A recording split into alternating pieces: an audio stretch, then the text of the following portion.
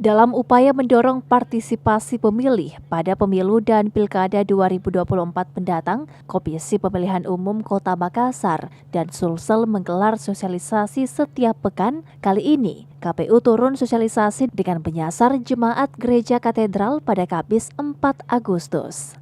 Komisioner KPU Endang Sari mengatakan, pada Pilkada Makassar lalu, dua kecamatan yakni Ujung Pandang dan Wajo, tingkat partisipasi pemilihnya sangat rendah. Bahkan Kelurahan Ende di Kecamatan Wajo, tingkat partisipasinya paling rendah, yakni 43%. Kelurahan lain dengan tingkat partisipasi rendah, yakni Kelurahan Dayak, Kelurahan Malimungan Baru, dan Kelurahan Masale di Kecamatan Panakukang, di mana rata-rata tingkat partisipasinya 45 hingga 50% atau setengah dari jumlah daftar pemilih.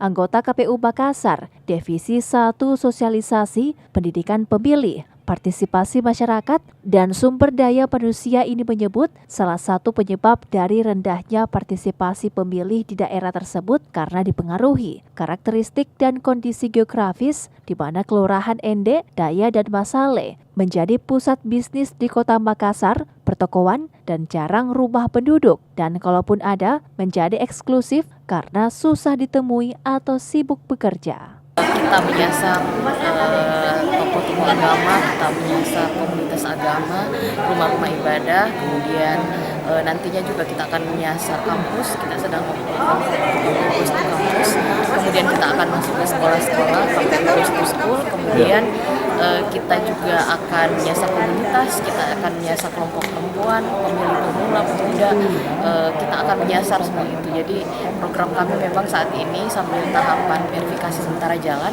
kita juga aktif untuk turun terus melakukan kegiatan sosialisasi dan pendidikan. Salah satu upaya untuk meningkatkan partisipasi pemilih, KPU Makassar akan melakukan program KPU Goes to School, Goes to Campus, menyasar ibu-ibu arisan, majelis taklim, influencer, dan koordinasi ke camat hingga kelurahan RT RW. Hairudin, Fajar TV dan Fajar Radio melaporkan.